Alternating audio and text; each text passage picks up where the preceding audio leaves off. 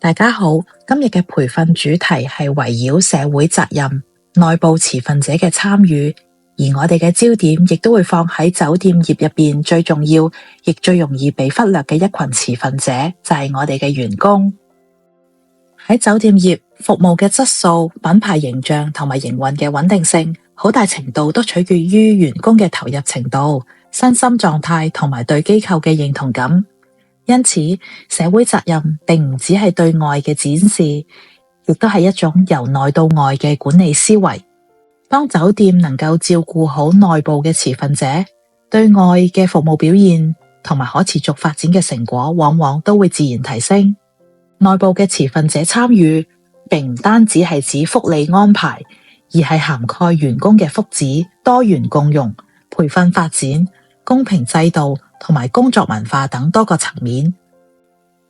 呢啲元素共同構成酒店嘅內部社會環境，亦係 ESG 中嘅 S（Social） 部分嘅核心內容。因此，呢一集嘅培訓目的並唔係要求酒店即時去推出某一啲措施，而係希望幫助大家建立一個共通嘅理解。內部嘅持份者參與係一個長期嘅投資，對酒店嘅營運韌性、人才留任同埋品牌嘅信譽都有深遠嘅影響。員工嘅福祉係內部持份者參與最基礎，亦都係最核心嘅元素。對酒店嚟講，員工嘅工作節奏快，輪班好頻繁，情緒勞動好高。如果缺乏適當嘅支持，員工就會容易出現疲勞、流失率上升，同埋服務質素好波動。關注員工福祉並唔只係福利嘅支出，而係一種風險管理同埋營運穩定嘅策略。當員工身心狀態都好好嘅時候，出勤穩定性、團隊合作同埋對客戶嘅服務質素通常都會隨之而提升。員工嘅福祉可以涵蓋好多個層面，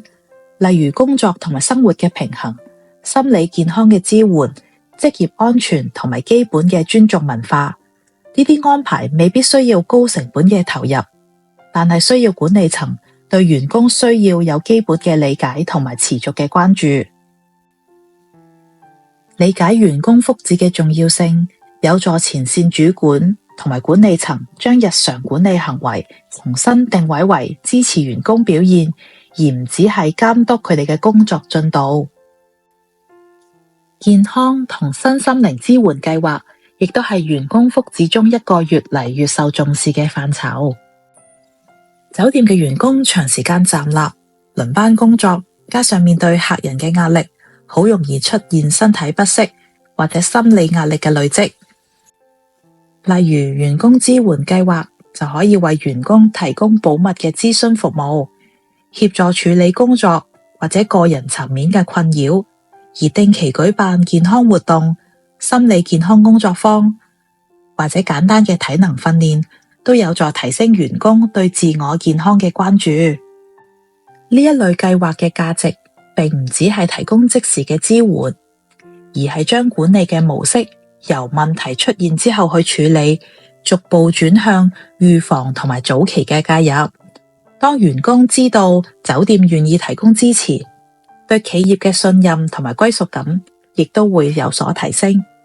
員工認可同埋回饋嘅機制係促進內部持份者參與嘅另外一個關鍵因素。喺酒店業，前線嘅員工嘅努力往往直接影響客人嘅體驗，但佢哋嘅付出未必每一次都能夠即時被大家睇到。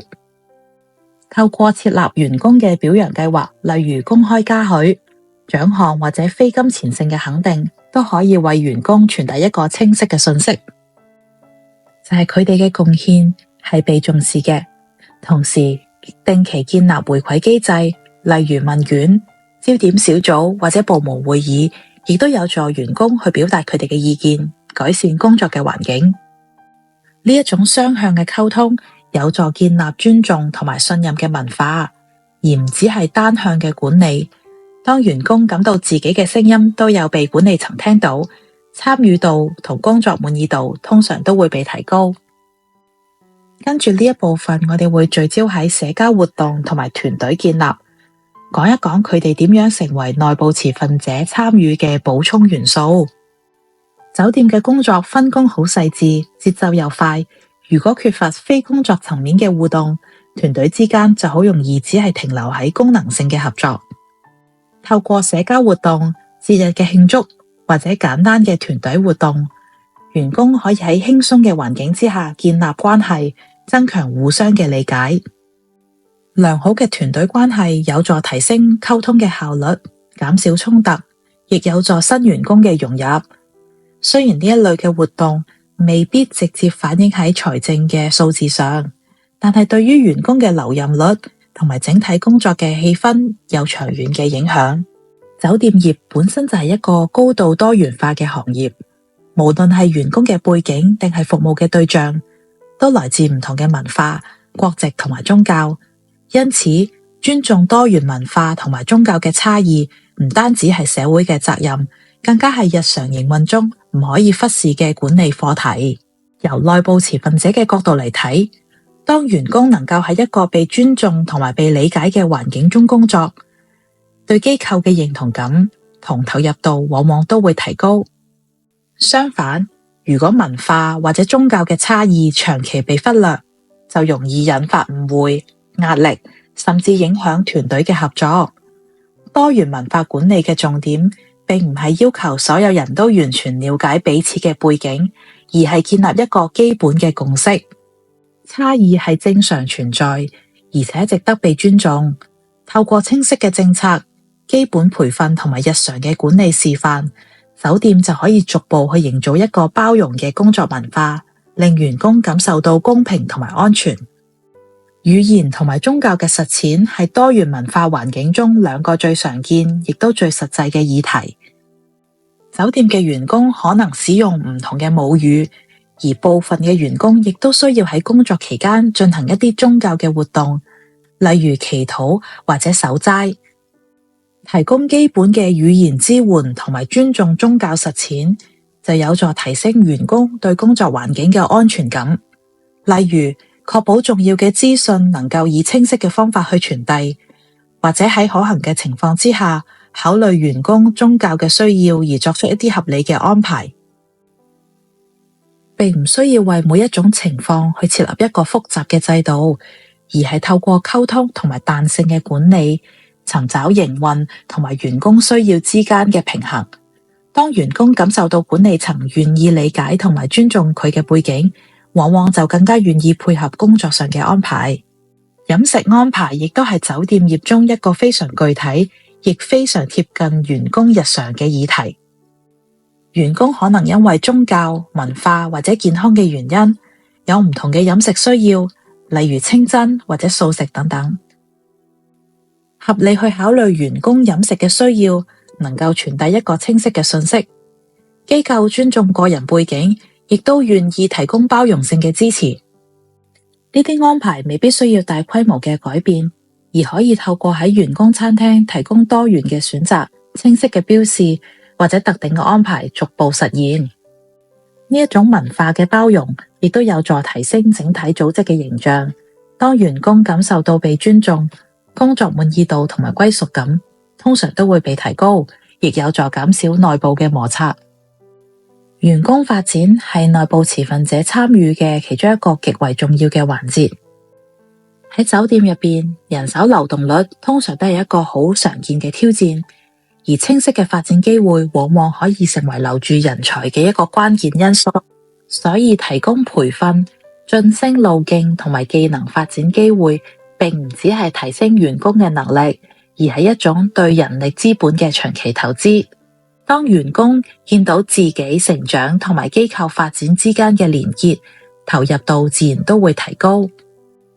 員工發展計劃可以因應唔同嘅部門需要而有所不同，但係重點在於透明度同埋可預期性。即使唔一定即時晉升，清楚嘅發展方向同埋學習機會，亦都能夠增強員工對未來嘅信心。呢一部分我哋會聚焦喺可持續發展同埋領導力嘅培訓，說明管理層喺內部持份者參與嘅關鍵角色。領導者嘅行為同埋態度會直接影響員工對社會責任同埋可持續發展嘅理解。當管理層能夠以身作則，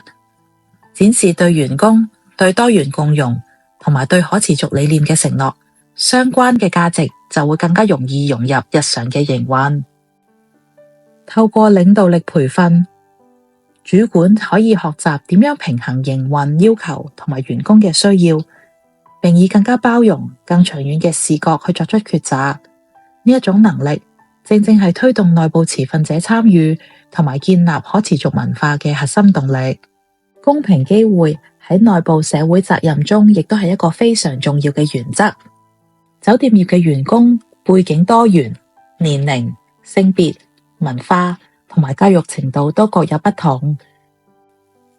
而公平機會管理嘅重點就係確保所有員工都能夠喺合理、公正嘅環境之下發展。公平機會並唔代表一視同仁，而係根據能力、表現同埋發展嘅潛力，提供相應嘅機會。當晉升、培訓同埋工作安排過程透明，員工對制度嘅信任感相對都會提高。公平機會亦都有助建立多元而穩定嘅團隊，減少內部嘅衝突同埋不滿嘅情緒。當員工感受到制度公平，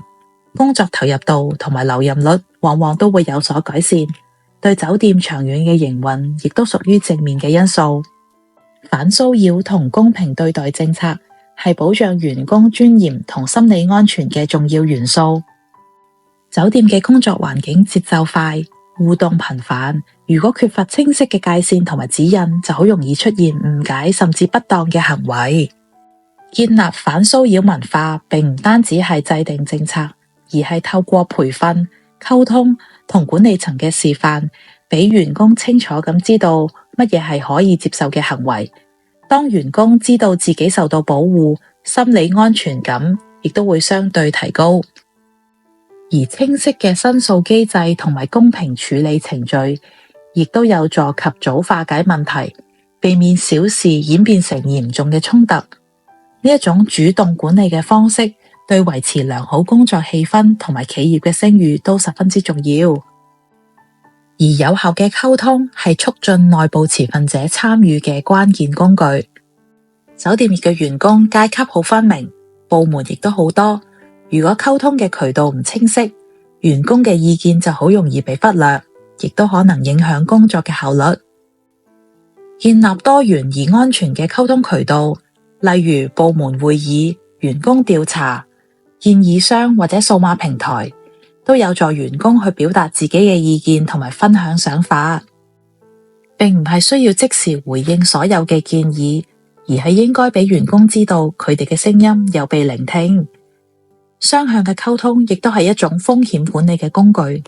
有助及早了解前線嘅實況，避免問題積累。當溝通好順暢，內部信任感自然都會提升，團隊合作亦都會更加有效。社會責任同埋內部持份者嘅參與，並唔係一次性嘅安排，而係需要持續咁檢視同埋調整嘅過程。透過定期監察員工嘅滿意程度、流失率、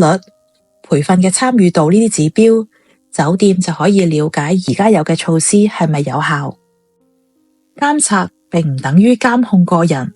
而係用數據去支持制度嘅改善。當酒店能夠以客觀嘅方式去檢視成效，跟住落嚟嘅調整就會更加有說服力，亦都較容易被獲得員工嘅支持。持續改善概念亦都有助將社會責任由項目轉化為文化，令內部持份者參與日常管理嘅一部分。我哋而家總結一下呢一集嘅培訓，重點並唔係回顧所有嘅措施，而係重新理解內部社會責任嘅定位。員工並唔只係執行者，佢哋亦都係酒店最重要嘅持份者之一。當酒店能夠由員工福祉、公平制度、安全文化到溝通參與，多方面建立支持系統，內部嘅凝聚力同埋外部嘅服務質素往往都會同步提升。呢一種由內到外嘅可持續發展，正正就係酒店長期競爭力嘅核心。展望未來，內部持份者參與將會越來越成為酒店管理嘅重要部分。隨住市場對 ESG 同埋社會責任嘅關注提升，員工期望亦都會相應提高。